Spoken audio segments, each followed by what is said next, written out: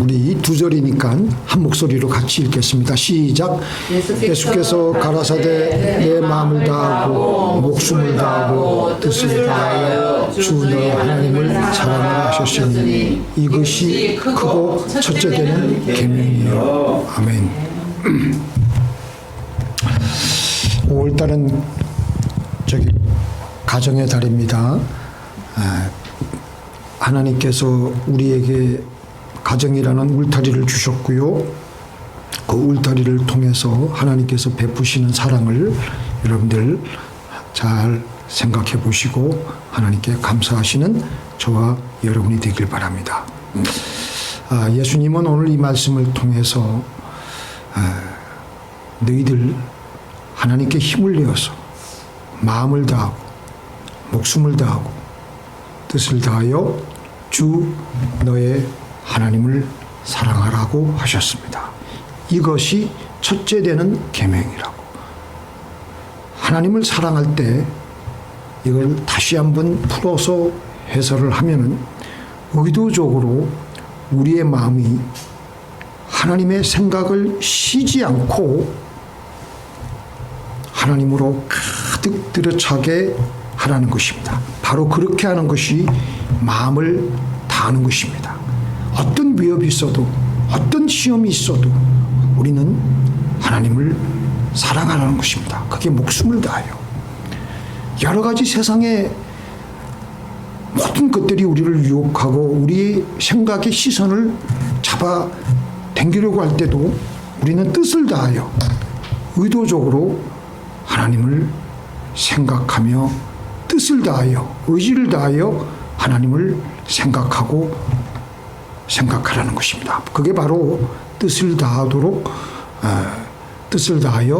주 너의 하나님을 사랑하는 것입니다.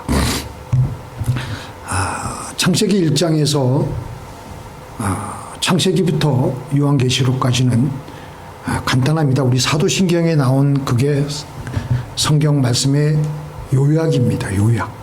창세기 1장부터 그 하나님의 사랑을 우리는 느낄 수 있습니다. 창세기 1장에서 하나님께서는 그 6일 동안 천지창조를 하셨습니다. 전지전능하신 분이 6일 동안 창조하시고 그리고 7일째 안식하셨습니다. 전지전능하신 분이 6일 동안 얼마나 심하게 힘들게 온 전력을 다해서 천지를 창조하셨기에 그 7일째는 하루를 안식하셨다고 하셨습니다. 창조의 목적이 어디에 있습니까? 창조의 목적은 우리는 막연하게 생각하기를 하나님 자신의 영광을 위한 것일 것이다.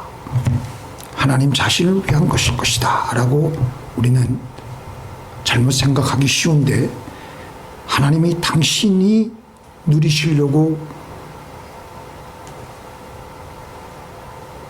하나님이 그 천지를 즐기시려고 천지 창조를 하신 것 같지는 않습니다. 첫째 날은 빛을 만드시고요. 둘째 날은 궁창을 만드시고 셋째 날은 식물을 만드시고 넷째 날은 해와 달과 별을 만드시고 온 우주를 만드시고 다섯째 날은 새와 또 물고기들을 만드셨고 여섯째 날은 각종 짐승들을 만드셨습니다. 그리고 맨 마지막에 하나님의 형상대로 인간을 만드셨습니다. 이 말이 우리에게는 쉽게 와닿지 않습니다. 그 말은 하나님과 같은 존재를 만드셨다는 것입니다. 하나님의 분신 같은 존재를 맨 나중에 천지창조를 다 하신 다음에 하나님과 같은 존재를 바로 사람을 만드셨습니다. 만드시고 나서 우리를 보시니까 하나님이 얼마나 사랑스러우셨겠습니까? 우리 자식이 나를 닮은 자식이 있으면은 그 자식을 우리가 볼 때 얼마나 사랑스럽겠습니까? 너의 하나님 여호와가 너의 가운데 계시니 그는 구원을 베푸실 자시라. 그가 너로 인하여 기쁨을 이기지 못하여 하시며 너를 잠잠히 사랑하시며 너로 인하여 즐거이 부르며 기뻐하시리라 하리라.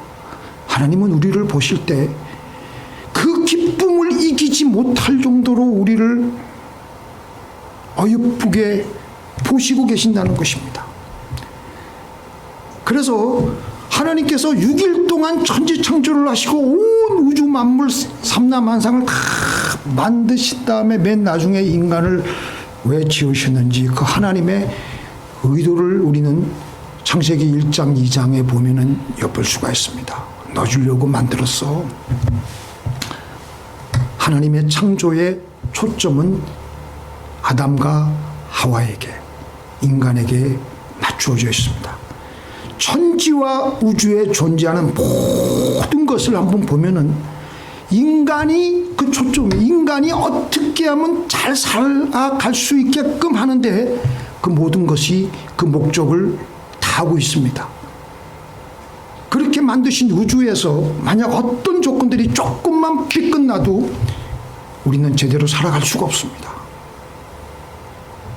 예를 들면 지구가 자전을 하는데 23.5도 기울어진 상태로 자전을 하는데 여기에 하나님의 우리들에게 향한 엄청난 사랑이 담겨져 있습니다. 만약에 지구에 기울기가 없고 전혀 수직으로 지구가 자전을 한다면 어떤 일이 벌어지겠습니까? 태양은 적도 위에만 비치게 되고 지구의 생물이 도저히 살 수 있는 면적은 굉장히 줄어들게 될 것입니다. 지구의 지금 현재 절반 이상으로 줄게 될 것입니다. 그러니까 지구의 극히 일부분 지역에서만 농사를 지을 수 있고 적도로부터 멀리 떨어져 있는 지역에는 1년 내내 계속해서 겨울만 맞이하며 또 쓸모없는 땅에서 아주 살 수가 없습니다. 지구 전 지역에 생물체가 잘 살기 위해서 지구 전체가 태양빛을 골고루 다 받아야 되는데 그 가장 이상적인 기울기가 바로 23.5도라는 것입니다. 23.5도 기울어져서야지만 그 자전할 때만 그게 지구 전체가 그 수혜를 입는다라는 것입니다. 만약에 지구의 그 기울기가 23.5도 더 기울어졌다면 또 어떤 일이 벌어지냐면요. 남극과 북극 지방의 얼음들이 대규모로 녹아서 이 미국 땅뿐만 아니라 온 세계 지금 대륙에는 또 홍수가 나고 또 다시 또 겨울에는 얼어붙고 또 밤이 계속되고 이렇게 하나님께서는 이러한 모든 우주에 생기는 어떤 조건들을 다 사람을 위해서 절묘하게 천지창조하시고 배치하신 것입니다. 그래서 천지창조의 목적은 하나님에게 있지 않습니다. 사람에게 있습니다. 사람에게. 너희들 잘 살라고. 그것뿐입니까? 더 나아가서 하나님의 존재 목적은 또 어디에 있습니까? 사람입니다. 그것도. 하나님은 우리를 위해서 있는 존재이세요. 조금 위험한 이단 같은 말같이 들리는지 모르겠지만 하나님의 존재 목적도 우리 사람입니다. 왜냐? 그것은 하나님은 우리를 사랑하시기 때문입니다. 성경은 하나님을 사랑이라고 했습니다. 사랑은 사랑하는 사람을 목적으로 삼는 것입니다. 내가 그를 사랑한다고 할 때 그가 나의 목적입니다. 내가 목적이 아닙니다. 나는 그 목적을 위한 내 사랑하는 그 목적인 그 대상을 위해서 나는 수단과 도구이어야 됩니다. 내가 우리 아들들을 사랑합니다. 속을 썩여도 사랑합니다. 그런데 내가 만약에 내 목적을 위해서 내 어떤 다른 내 목적을 위해서 그 아이들을 사랑한다면 그건 사랑이 아니에요. 그건 이용이지.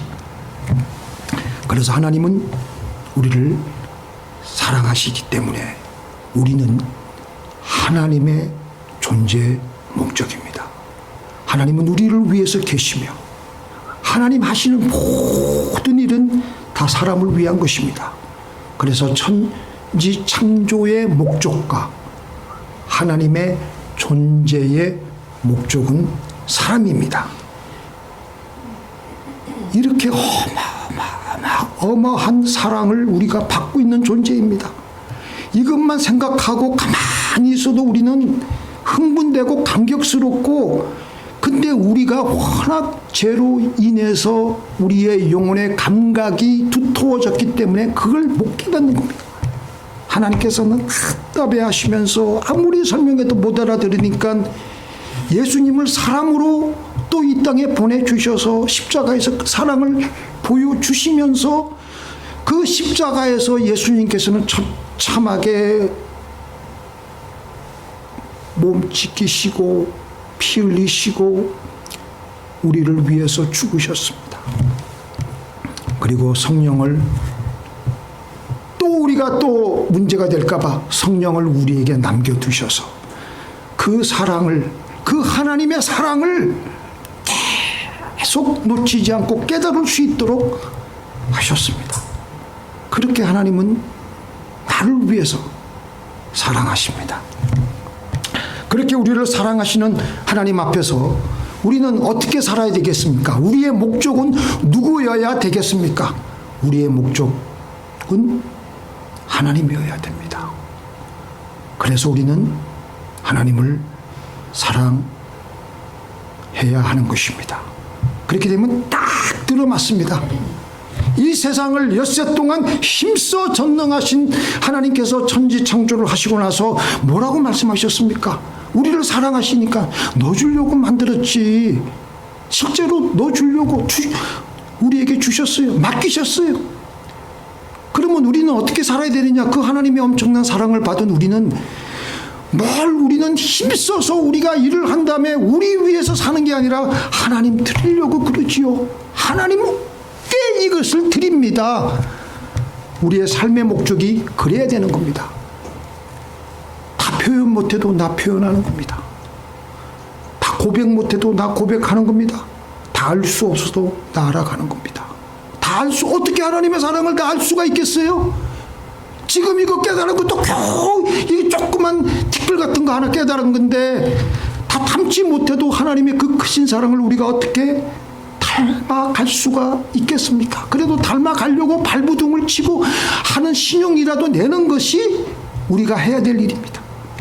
이렇게 우리의 삶의 모든 것을 하나님께 다 드리고 나를 위해서 살지 않고 하나님이 나의 목적이 되고 나는 수단이 되고 하나님을 위해서 내 모든 존재가 으깨어지고 부서지고 수단이 되고 도구가 될지라도 그렇게 우리가 살면 하나님께서 어떻게 하시겠습니까? 우리 손해보도록 하겠습니까? 누구든지 같이 읽겠습니다. 누구든지 제 목숨을 구원하고자 하면 이럴 것이요 누구든지 나를 위하여 제 목숨을 잃으면 찾으리라.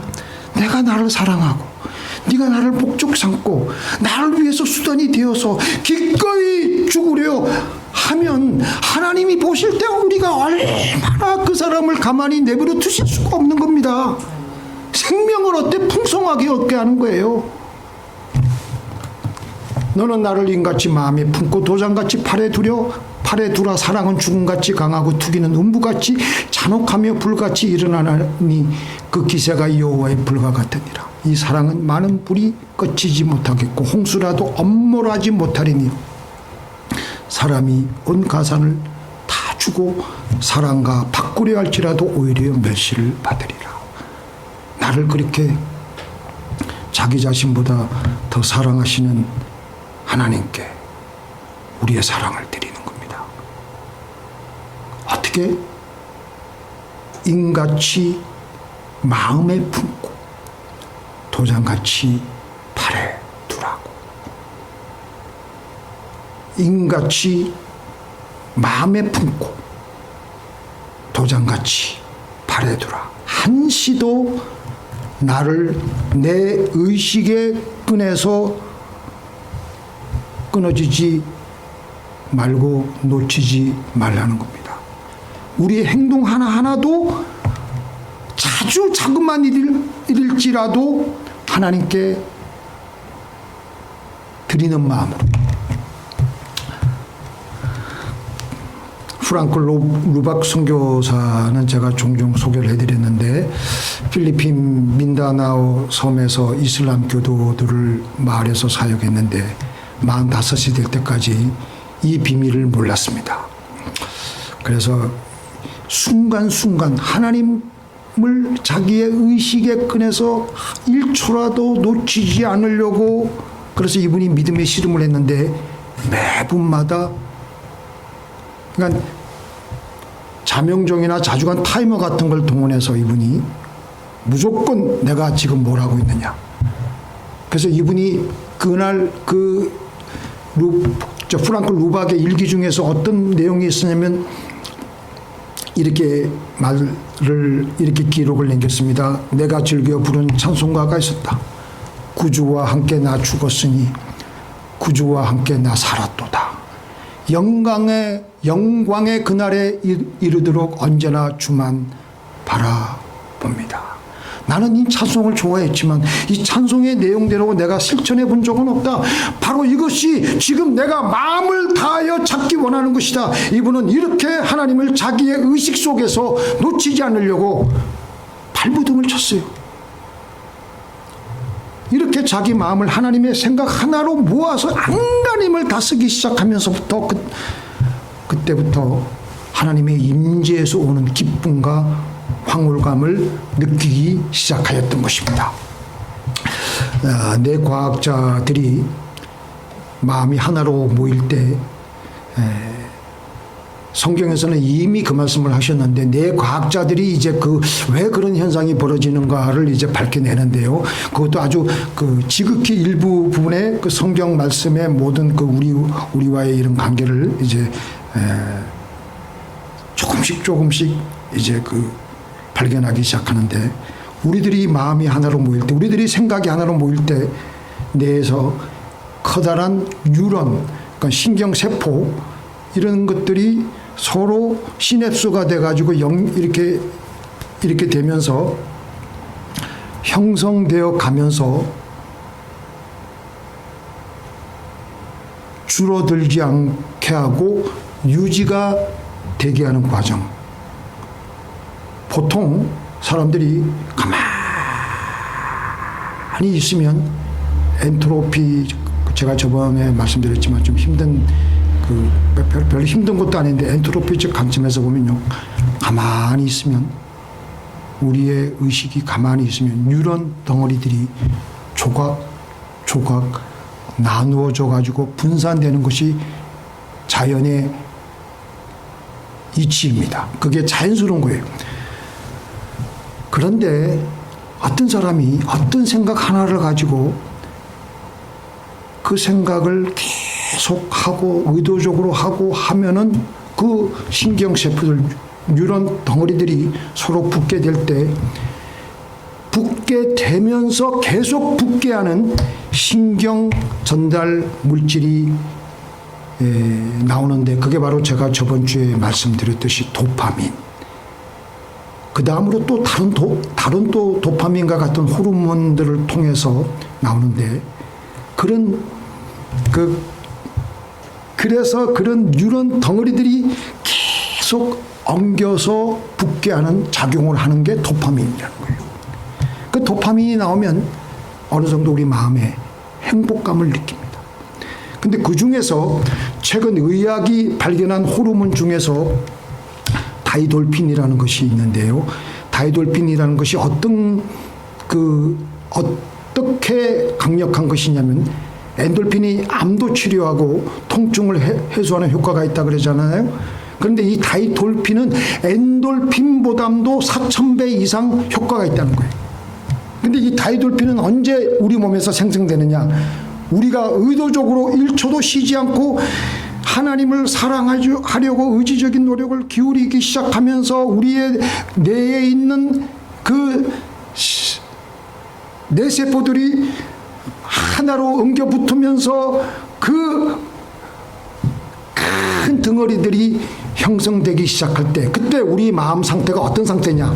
가슴이 뭉클한 감동을 받거나 환상적인 사랑에 빠져 있거나 마음속 깊이 한없는 기쁨이 용솟음 치기 시작할 때, 그러니까 우리가 의도적으로 1초도 쉬지 않고 계속 하나님을 떠올리고 사랑을 하고 하나님 사랑을 하고 계속해서 그 생각을 하면은 그런 뉴런들이 계속해서 하나님 사랑하는 생각에 대한 뉴런들이 계속 서로 붙고 해서 서로 붙을 때 그것을 유지하게 하려고 하는 도파민, 엔돌핀, 다이돌핀이 생성되면서 우리 너무 행복한 거예요.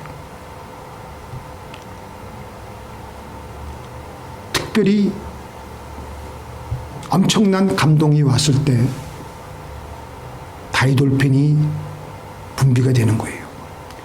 그러니까 성경에서는 이런 사람을 가리켜서 뭐라 그러냐면요, 세상이 이런 사람들을 나오는 그 기쁨을 억누리려고 이 사람들을 핍박하고 죽이고 칼로 협박하고 온갖 톱으로 키고 온갖 짓을 다 해도 세상이 그들을 감당하지 못한다고 했어요. 어떤 이들은 희롱과 채찍질 뿐만 아니라 결박과 옥에 갇히는 시험도 받았으며 돌로 치는 것과 톱으로 켜는 것과 시험과 칼에 죽는 것을 당하고 양과 염소의 가죽을 입고 유리하여 궁핍과 환난과 학대를 받았습니다. 그런데도 세상이 그들을 감당하지 못했다고 했습니다. 그럴 정도로 하나님께서 주시는 그 엄청난 기쁨, 제가 볼 때는 다이돌핀 아니라 그 이상의 하나님의 그 사랑을 그들에게 특별히 부어주시는 것 같아요. 왜냐하면 믿음으로 하나님을 사랑하니까. 우리의 현실에서 우리들은 어떻게 살아가고 있습니까? 우리는 그냥 내 의식이 흘러가는 대로 내 뉴런 덩어리들은 산산조각이 나고 그렇게 세상에 파묻혀서 이리저리 부평초와 같이 살아가고 있습니다. 그러니까 내 안에 있는 하나님의 막강한 사랑이 우리 안에 흘러 들어올 턱이 없죠. 더 우울하며 힘들어지고 우리의 마음은 중심을 못 잡고 어지럽고 힘들고 두 마음을 품어 정함이 없는 것입니다. 시편 40편 6절 한번 읽어보겠습니다. 주께서 내 길을 통하여 내게 들려주시기를 제사와 예물을 기뻐하지 아니하시며 번제와 속죄제를 요구하지 아니하신다. 이게 하나님께서 다윗에게 이런 말씀을 하셨어요. 너희들 그렇게 마음이 나누어진 채로 그저 때가 되어서 형식적으로 간섭적으로 예배드리러 오지 마라. 그거 하나님이 아주 그냥 역겨워하신다는 거예요. 역겨워하신다는 거예요. 하나님이 아주 지긋지긋하게 싫어하신다는 겁니다. 그래서 다윗이 그 하나님의 말씀을 듣고 8절에 나의 하나님이여 내가 주의 뜻 행하기를 즐기오니 주의 법이 나의 심중에 있나이다. 쉬지 않고 하나님을 바라보고 의도적으로 하나님을 생각하고 그러면서 그 몰입에 물이 끓어오르며 즐거운 마음이 될 때 그 상태에서 내가 계속해서 내가 하나님의 뜻을 행하겠습니다. 우리의 마음과 목숨과 뜻을 다하여 우리의 살아있는 모든 의식을 다 동원해서 하나님을 생각하고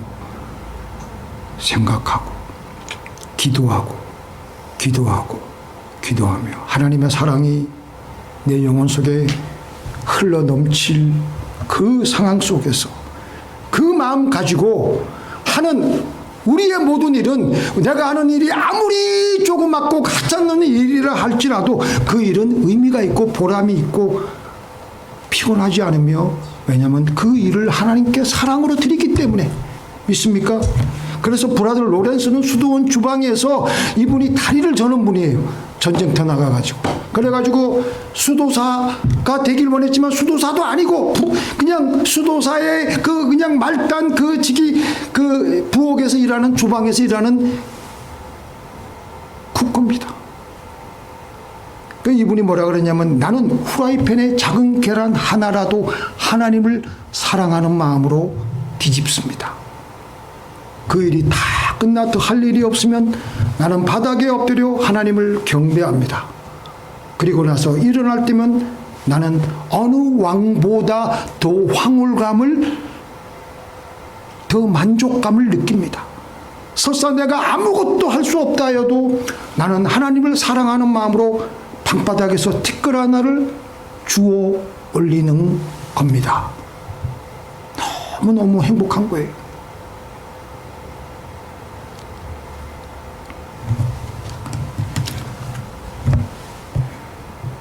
제가 읽어드리겠습니다. 이스라엘아 들으라. 우리 하나님 여호와는 오직 하나님 여호와시니 너는 마음을 다하고 성품을 다하고 힘을 다하여 내 하나님 여호와를 사랑하라. 오늘날 내가 내게 명하는 이 말씀을 너는 마음에 새기고 내 자녀에게 부지런히 가르치며 집에 앉았을 때이든지 길에 행할 때이든지 누웠을 때이든지 일어날 때이든지 이 말씀을 강론할 것이며 너는 또 그것을 내 손목에 메어 기호를 삼으며 내 미간에 붙여 표를 삼고. 여러분들이나 저나 다 우리가 느끼는 거지만 우리 마음은 가만히 있으면요 이리저리 온갖 오만 가지 생각을 다 한다 그러잖아요. 근데 부정적인 마음의 종이 될 수밖에 없습니다. 가만히 내버려 두면 그러니까 행복할 수가 없고 우리는 구조적으로 비참한 삶을 이어갈 수밖에 없게 되는 것입니다.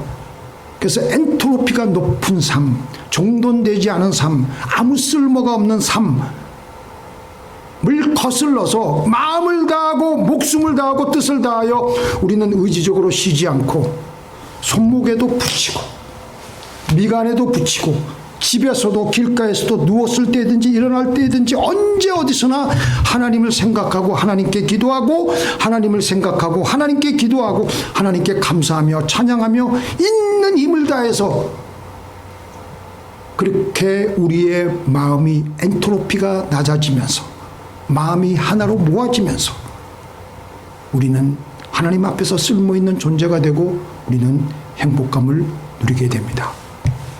로이드 존스 목사님은 우리는 매일 하나님의 임재를 결단적이고 의도적으로 훈련해야 한다. 하나님께서도 우리에게 말씀하시고 계십니다. 너희가 내 안에 들어오라.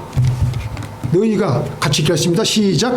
내 안에 거하라. 나도 너희 안에 거하리라. 가지가 포도나무에 붙어있지 아니하면 절로 과실을 맺을 수 없음같이 너희도 내 안에 있지 아니하면 그러하리라. 우리가 먼저 하나님께 들어가는 의지적인 그 하나님께 사랑의 반응을 보이라는 겁니다. 우리가 말을 못하면 벙어리면은 수화를 해서라도 움직이지 못하는 힘든 그 손을 가지고도 팔을 가지고도 하나님께 우리의 사랑을 표현해야 되는 겁니다. 다 표현 못해도 나 표현해야 되는 겁니다. 우리가 먼저 하나님께 들어가면 어느 정도 몰입이 이루어지면 하나님은 어느새 우리 안에 들어오십니다. 물결을 거슬러 올라가는 물고기들처럼 우리의 의지를 다해서 내 본성을 거슬러 올라가도록 마음을 다하고 목숨을 다하고 뜻을 다하여 하나님을 사랑하며 하나님 안에 들어가며 어느새 하나님이 우리 안에 들어오셔서 하나님과 같이 과실을 맺어가는 축복받는 삶을 살게 되시기를 주님의 이름으로 축원드립니다. 기도하시겠습니다. 전능하신 하나님,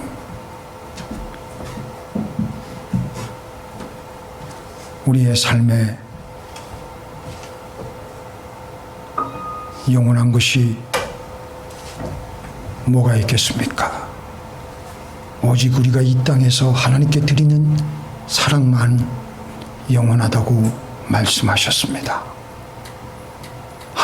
천국에 나중에 우리가 올라가서 저 절박한 상황에서도 내가 저렇게 하나님을 사랑하려고 발부둥을 쳤구나. 저 상황 속에서도 울면서도 하나님을 사랑하려고 목숨을 다해서 하나님을 사랑했구나. 마음을 다해서 하나님을 사랑했구나. 뜻을 다해서, 의지를 다해서 사랑하려고 발부둥을 쳤구나.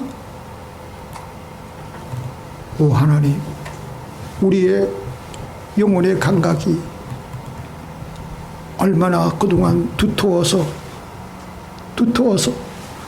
하나님의 그 엄청난 사랑을 가로막고 내 안에 있는 나의 왕국 속에서 우리는 살아오지 않았습니까?